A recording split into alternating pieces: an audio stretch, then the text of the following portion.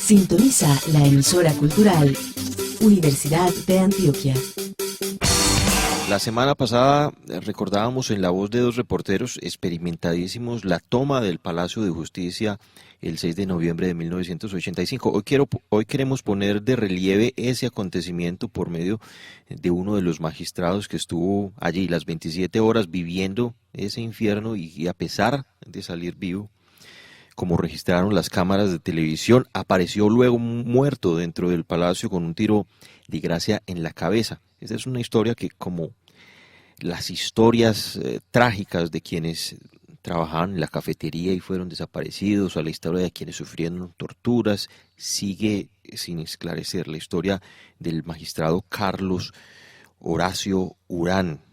Y la reconstrucción de esa historia acaba de ser publicada en un libro titulado Mi vida y el Palacio, firmado por la politóloga e investigadora Elena Urán Videgain, quien además es la hija del magistrado, cuya vida también pasó por las aulas de la Universidad de Antioquia, donde fue un activo líder estudiantil. A Elena, que nos acompaña a esta hora desde Berlín, Alemania, donde reside, le damos la bienvenida al noticiero Alma Mater. Elena, ¿cómo le va? Hola, buenos días. Muy contenta de estar aquí con ustedes, pues por como acabas tú de mencionar, mi papá fue estudiante de esta universidad, entonces tiene un significado especial para mí. Elena, y yo quisiera comenzar por allí, por el hecho de que el magistrado Carlos Urán fuera un integrante de la Universidad de Antioquia en su momento. Ya usted me va a corregir, creo que incluso estuvo a punto de terminar su carrera de Derecho, pero fue expulsado de la universidad. Me gustaría que nos contara un poquitico usted ese contexto en el que fue expulsado, por qué salió de la universidad y por qué terminó, digamos que en Uruguay, como usted lo cuenta también en su libro. Sí, en efecto. Él estudió, él estaba casi a punto de terminar, hasta quinto semestre, más o menos, y anterior a esto, como en segundo semestre o más o menos, él hizo un viaje a Europa, y bueno, ahí pudo como conocer todos los movimientos estudiantiles que estaban transformando, pues estaban buscando cambios en Europa y volvió como con todo ese espíritu a Medellín y bueno, y ahí pues empieza también como a bullir todo esto en la universidad y con otros estudiantes, también incluso con grupos comunistas, estudiantes o personas de movimientos católicos, y todo por el derecho a defender la calidad de la universidad pública y el acceso a estudios superiores para todos. Fue la razón por la que a él lo suspenden de la universidad, y bueno, termina yéndose a Uruguay porque afortunadamente había un convenio bilateral para poder terminar pues sus estudios allá, porque si no hubiera sido muy complicado. Y bueno, y terminó graduándose en la Universidad de la República de Montevideo como abogado. Ahí en Uruguay conoce a su madre y bueno, hace esa familia de la cual usted hace parte. Elena, a mí me gustaría también que, para quienes no lo conocen, el Palacio de Justicia es un hecho de una gran trascendencia en la historia del país, pero es muy claro que de pronto hay muchísimas personas que ya no lo registran, no lo tienen en el plano de importancia histórica que tiene. Y por eso yo quería pedirle que recapituláramos un poquito las circunstancias de la muerte de su padre, esas circunstancias que todavía siguen sin esclarecerse y que todavía comprometen de esa manera tan fundamental a la justicia colombiana. Uh-huh. Bueno, los hechos o la masacre del Palacio de Justicia ocurrió el 6 y 7 de noviembre de 1985, hace 35 años, cuando un comando del grupo guerrillero M-19 entra al Palacio de Justicia con la idea de obligar a los jueces de la República a hacerle un juicio político al presidente de la época, Belisario Betancur, porque consideraban que ellos, o sea, el gobierno, el Estado, no había cumplido con los diálogos, acuerdos de paz firmados el año anterior, en 1984. Entonces querían que los jueces le hicieran este juicio político al presidente. Lo que pasó fue que inmediatamente después de que entrara este grupo guerrillero, que fueron 35 personas, había otro grupo que quería entrar pero no logró entrar, se les varó el camión en el camino. En todo caso, ya estaban dentro los guerrilleros y en cuestión de minutos llegó el ejército, casi como esperando una venganza porque ya esta guerrilla había cometido varios hechos que no había dejado muy bien parado al ejército. Entonces ellos estaban como muy sentidos en su honra y era una toma que estaba anunciada. El ejército llegó enseguida, como dijo, con tanques de guerra, con helicópteros, francotiradores habían todas los edificios de alrededor y empezó una balacera y una violencia contra todo lo que se moviera dentro del edificio sin ninguna intención de rescatar a los civiles que estaban adentro. Entonces esto, entre ellos mi papá, los magistrados, empleados, abogados, personas que trabajaban en la cafetería o visitantes ocasionales quedaron en medio de estos dos grupos armados y al final pues estuvimos 27 horas viviendo uno de los episodios más espantosos de la historia de Colombia. Y pues no solamente eso, sino que el gobierno de la época se negó a negociar con el grupo guerrillero y abandonó a la justicia y a los magistrados a su suerte, y al final pues los hechos terminaron con casi 100 muertos, 11 desaparecidos, varias personas torturadas, eran estudiantes de derecho, algunos de ellos, y bueno, y no termina esto ahí, sino que después hubo un manto de silencio en todos los ámbitos, desde, pues obviamente a nivel político, pero también en los medios, en la academia. La sociedad como tal tampoco exigió saber qué pasaba, y esto se quedó pues oculto, se ha quedado oculto durante muchísimos años, solamente con una versión construida por quienes han ostentado el poder, que son los que escriben la historia. Y la historia que nos han contado pues fue que la guerrilla entró financiada por el narcotráfico a tomarse las instituciones, porque ellos querían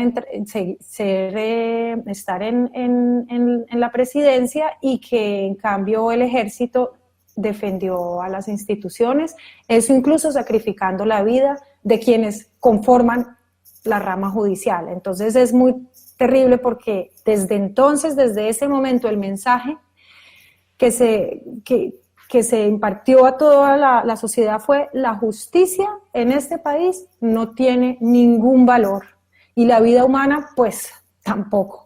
Y así estamos hasta hoy, donde este caso tan emblemático sigue en completa impunidad, incluso y a pesar de haber una sentencia de una corte internacional, la Corte Interamericana de Derechos Humanos, pero ni siquiera eso ha llevado a que en Colombia se esclarezca más que se esclarezca, que se juzgue a los responsables. Entonces, bueno, eso así sí, muy resumido. Claro que sí. Elena, y yo comenzaba preguntándole por el pasado como activista estudiantil de su padre, para luego hacer la siguiente pregunta. Una hipótesis que usted hace o una afirmación prácticamente que usted hace es que su padre fue asesinado de la manera como lo fue, porque las fuerzas militares tenían muy clara la noción de quién era y quién era. Estamos hablando de una persona que tenía unas ideas progresistas, que había militado en la izquierda en el país, pero además que hacía parte de ese sector de la justicia que estaba investigando a las fuerzas militares. Cuenta usted, había unos 1.800 procesos por violación de derechos humanos en contra de esas fuerzas militares, lo cual hace que entendamos también, digamos que la intención que podría tener ese ejército que llegó al Palacio de Justicia de desaparecer esos expedientes que se le atribuyen al cartel de Medellín.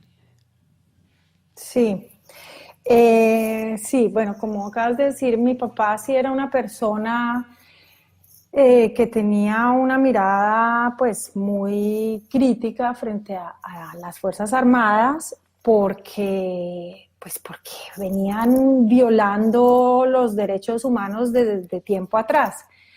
Y bueno, y él pues escribía sobre el rol del ejército en Colombia, sobre su subordinación a los intereses estadounidenses. Había escrito un libro sobre Rojas, la dictadura, donde también, bueno, no me puedo imaginar que eso tampoco les gustó ese libro, tendrían que leerlo. Se llama Rojas y la manipulación del poder. Él estaba escribiendo, estaba a punto de sustentar su tesis doctoral sobre el rol del ejército de Colombia en la guerra de Corea, en una guerra que Colombia no tenía nada que ir a hacer, pero allá estaba Colombia simplemente por congraciarse con Estados Unidos, llevando a jóvenes a pelear una guerra que no era la nuestra.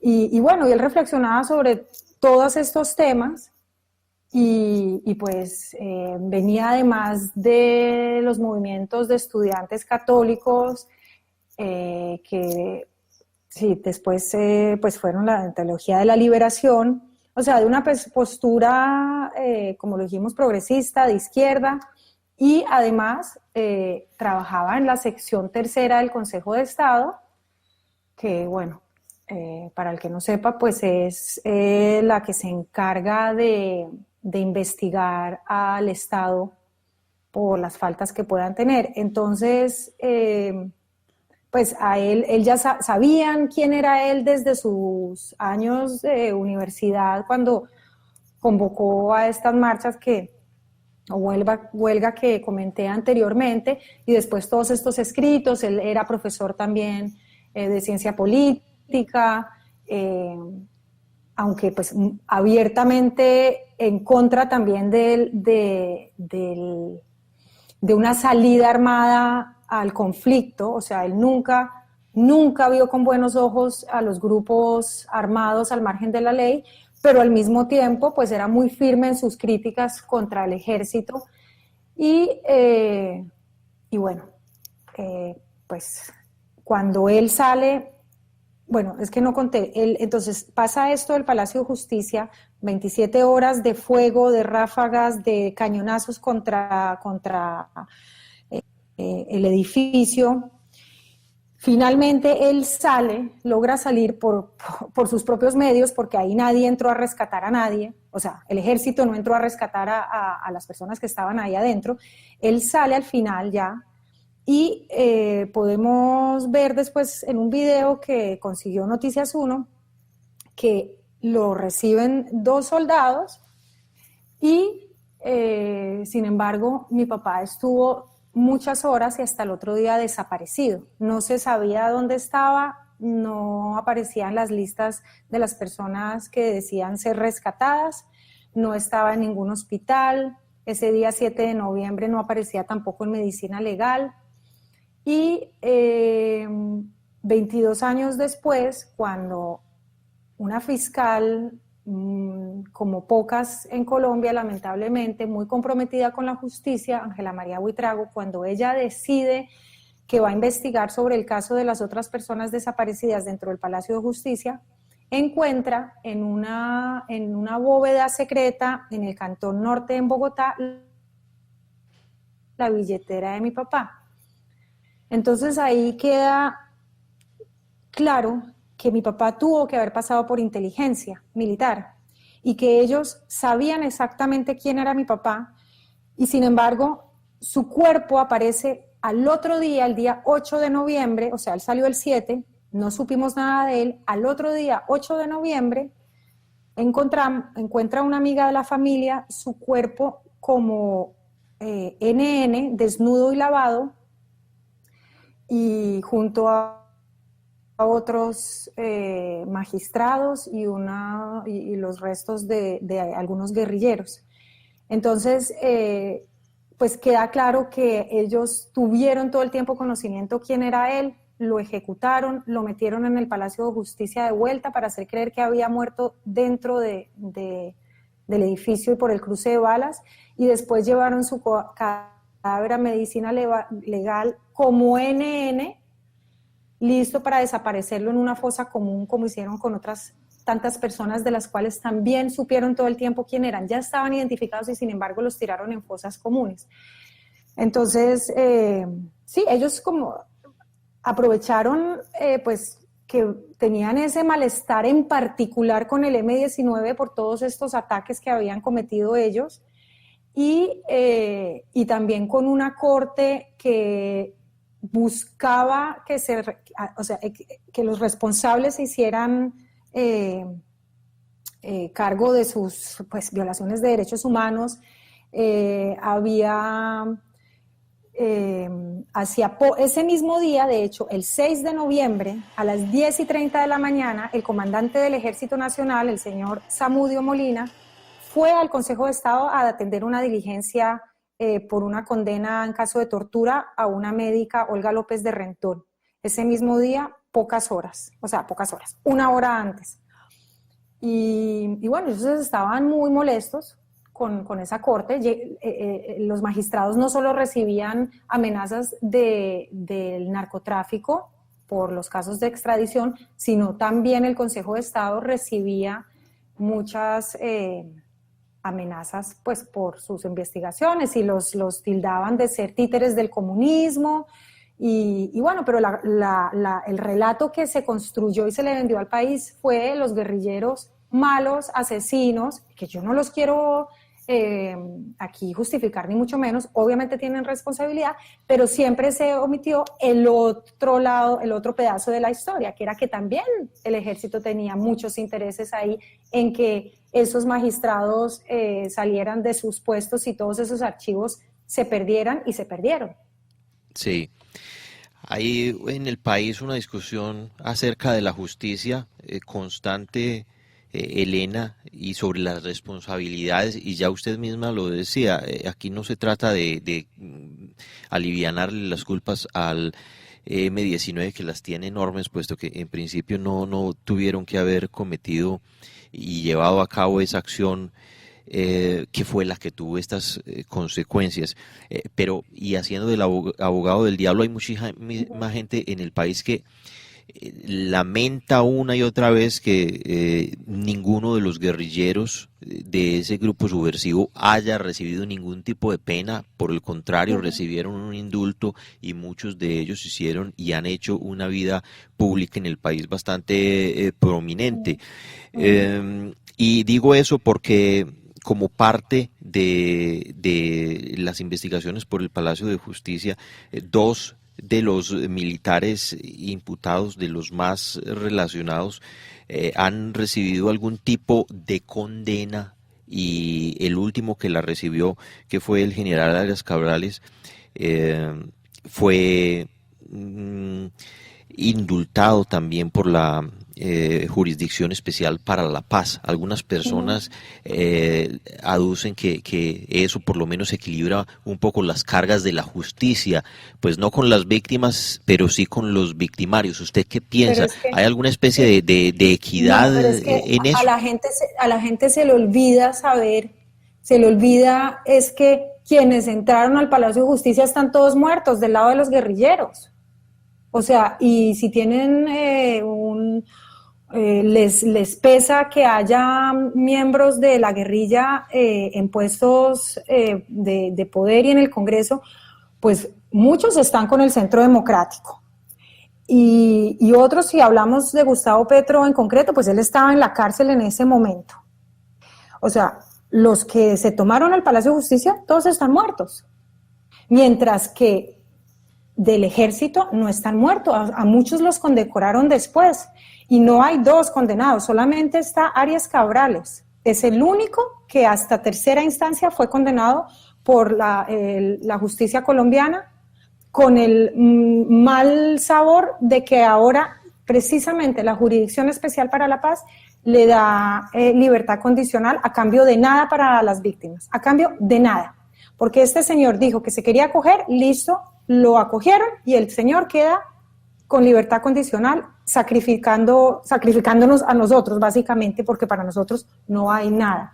Y sabemos que este es un señor de 80 años que va a empezar a dilatar la cuestión y se va a enfermar una y otra vez y listo. Y en el imaginario colectivo va a quedar como que el pobrecito, la justicia lo atacó y él era inocente. Entonces, por un lado eso, los que entraron al Palacio de Justicia están todos muertos. Estos señores no están muertos. Y además es que no podemos poner al mismo nivel a un grupo subversivo y al ejército de Colombia. Es que tienen 2 funciones completamente opuestas. O sea, se sabe que un grupo subversivo va a cometer actos terroristas, mientras que el ejército de Colombia existe para proteger a los civiles. Y lo que hicieron fue ponerse al mismo nivel de unos criminales. Entonces, es hora de que la gente despierte y deje de estar argumentando de esa manera, porque eso es absolutamente ridículo. No se puede comparar a estos 2 grupos, sino que hay que condenar al ejército ejemplarmente porque ellos tenían la responsabilidad mayor y ellos cometieron las desapariciones, las ejecuciones y las torturas. Entonces, eso tiene que quedar claro para todos. No podemos seguir tolerando este tipo de agresiones y violaciones de parte del ejército. Su responsabilidad, además, que están pagados con nuestros impuestos o con los impuestos de ustedes, porque yo no vivo en Colombia, no pueden ser utilizados para estar matando gente a diestra y a siniestra. Y es que el tema del Palacio de Justicia no se quedó allá, es que hoy, en el año 2020, siguen pasando estas cosas. ¿Qué pasó con los falsos positivos? ¿No ven una similitud en los hechos? Es importante que hagamos esas conexiones entre un hecho y el otro, porque es que si no nos damos cuenta cómo estamos repitiendo, cómo va a salir Colombia de esa situación tan dramática en la que vive. Es que yo vivo en Alemania y yo escucho estas cosas y yo digo, pero ¿cómo logra la gente aguantarse tanto horror? No puede ser posible. ¿Hasta cuándo? ¿Hasta cuándo? El Palacio de Justicia no se quedó ahí. En el 85 el Palacio de Justicia sigue pasando hoy, día tras día. Entonces, el ejército tiene que responder por esto y la sociedad en conjunto tiene que reclamar, señalar y rechazarlo. Es la única manera de lograrlo, porque los que están en los puestos de poder definitivamente no lo van a hacer. La Comisión Interamericana de Derechos Humanos que ha intervenido en el caso y gracias a eso, por ejemplo, la muerte de su padre es un caso de lesa humanidad que no prescribe y sobre el cual se va a seguir generando investigación. Eso esperamos y en algún momento justicia pidió al gobierno colombiano o exigió al gobierno colombiano pedir perdón por esos hechos y asumir la responsabilidad. ¿Usted qué piensa de ese perdón que en el caso del gobierno pidió Juan Manuel Santos, un hombre aparentemente tan comprometido con la paz, con el esclarecimiento, con la verdad. ¿Usted qué piensa de ese perdón que pidió él? A ver, yo le doy el crédito a Juan Manuel Santos de que haya intentado dar este paso hacia la paz. Sin embargo, ya en el momento en que le toca posicionarse frente al caso del Palacio de Justicia, no se pone del lado de las víctimas, sino que se pone del lado de los victimarios del ejército. Y además de su incoherencia, porque presentó los diálogos de paz como un novum en donde, bueno, no sé si se dice novum en español, pero bueno, como muy innovadores frente a otros diálogos de paz anteriores en el mundo, en cuanto a que en este estaban las víctimas en el centro, pero entonces ahí ya vimos que no era tan así, y bueno, y además de que no era tan así, en el caso del Palacio de Justicia, pues ¿cómo puede ser posible que desacredite fallos judiciales? Es que estas cosas demuestran que, a ver, ¿en qué estado, si eso es un Estado de Derecho real o qué es eso? Porque un Estado de Derecho, cada poder tiene que ser respetado por el otro y uno tiene que acatar lo que dice la justicia, le guste o no le guste. No puede el jefe de Estado interferir en unas decisiones judiciales, además tan complicadas como estas, porque es que todo el que se ha metido con el tema del Palacio de Justicia, desde abogados, fiscales, jueces, periodistas, las mismas víctimas, todos han sufrido unas consecuencias dramáticas. Entonces, en el momento en que el presidente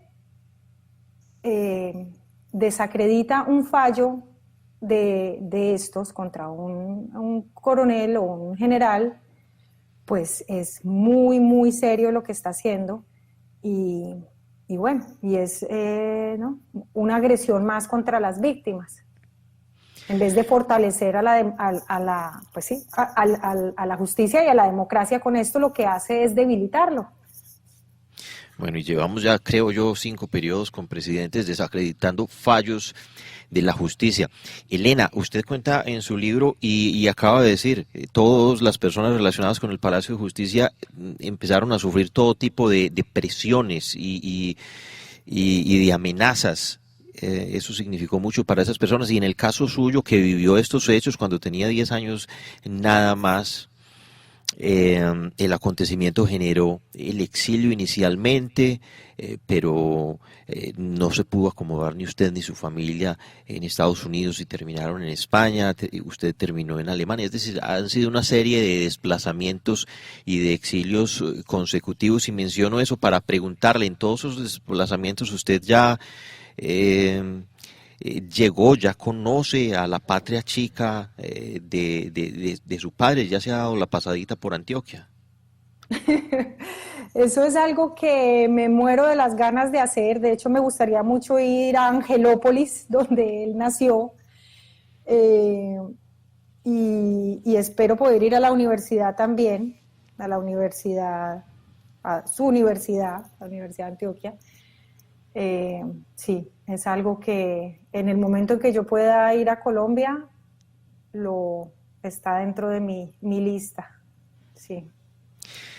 Mi vida y el palacio, de Elena Urán Videgaín, con ella conversamos, una reconstrucción de los hechos del Palacio de Justicia, un hecho trágico en Colombia que sigue arrojando infamia sobre la justicia de este país, que definitivamente pues tiene tanto camino por recorrer, y que lo reconstruye ese hecho a partir del crimen, de la historia de el magistrado Urán, estudiante de la Universidad de Antioquia, activista, en su momento expulsado de la alma mater, un hombre con un pensamiento de avanzada en ese mundo de la justicia, y que dice Elena Urán, precisamente por su pensamiento, por ser quien era y por hacer parte de esos hombres de justicia en el país que tenían los ojos puestos en las fuerzas militares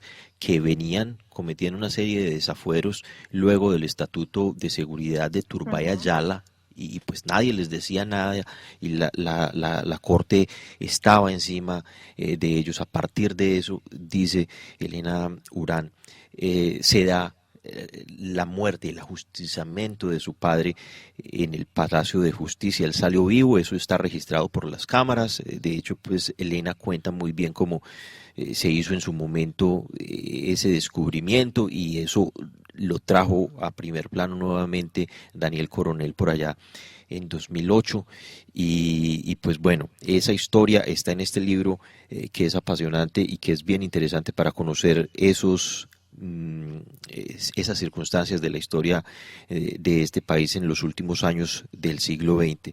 Elena, para nosotros un gusto tremendo poder conversar con usted. Muchísimas gracias por este libro y felicitaciones pues por esto que ha puesto a conversar al país nuevamente sobre esta gran tragedia y hacerse nuevamente esas preguntas que, más allá de que no tengan respuestas, son importantes acerca de la justicia en el país. Juan Andrés, mil gracias. Solo para complementar lo que dijiste, mi papá, si bien fue expulsado, cuando volvemos a Colombia, a él lo invitan otra vez a dictar clases en la Universidad de Antioquia. Y él siempre sintió que esa era su universidad. Entonces, para mí, como decía al principio, pues es muy importante estar aquí con ustedes. Muchísimas gracias por la invitación. Era muy amigo bueno, él de Carlos Gaviria, fue el alumno de Carlos Gaviria. Sí, fue alumno de Carlos Gaviria, y el senador Iván Marulanda también era pues, amigo de él, también estuvo en la universidad, y muchas otras personas de equipos universitarios que por ahí andan, bueno, pasaron por la universidad. Entonces, pues muy agradecida con esta invitación. Y ojalá que lean el libro y que nos ponga a todos a reflexionar sobre qué país es el que queremos construir y qué vamos a seguir tolerando y qué no. Hay una imagen que yo creo que todo el que haya leído el libro y se lo haya comentado es muy impresionante. Es usted viendo pasar el tanque Cascabel hacia la Plaza de Bolívar, y todavía a los 10 años no comprendía qué era lo que estaba pasando. No. Sí, esa imagen es muy fuerte porque además yo no dije nada. Yo lo vi y me quedé callada. Y me quedé callada y me la tragué, pero, o sea, en shock. Yo creo que de ahí fue en adelante que yo quedé muda mucho tiempo. Y tan es así que yo no lo conté, y después de muchos años me empecé a preguntar si era que yo lo había soñado. ¿Será que lo soñé? ¿Será que sí lo vi? Y después, bueno, hablando con otras personas, sí pude comprobar que no había sido un mal sueño. Lamentablemente sí lo vi porque otras personas también vieron pasar el tanque por la carrera quinta. Y bueno, sí es una imagen que me ha acompañado siempre. Muy impresionante también la imagen suya en la segunda exhumación de los restos de su padre, cuando reconoce su dentadura, y Sí. eso fue en el año 2018. Sí.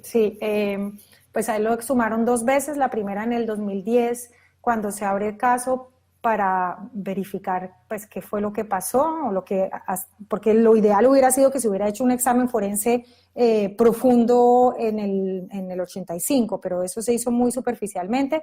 En el 2010, bueno, se puede comprobar que él sufrió tortura, que lo último fue un disparo a corto impacto con un arma del ejército. Y en el 2018 decide la fiscalía, ya con otra fiscal, volverlo a exhumar, pues porque ahora están exhumando todos los cuerpos o algunos de los cuerpos de las personas víctimas. Y yo, cuando nos llevaron a la sala donde tienen expuestos, pues los tienen ahí como en unas tablas, en unas camillas. Ahí estaba su cuerpo o sus restos expuestos, Y bueno, el cráneo pues muy impresionante también porque se ve el disparo, ¿no? El agujero.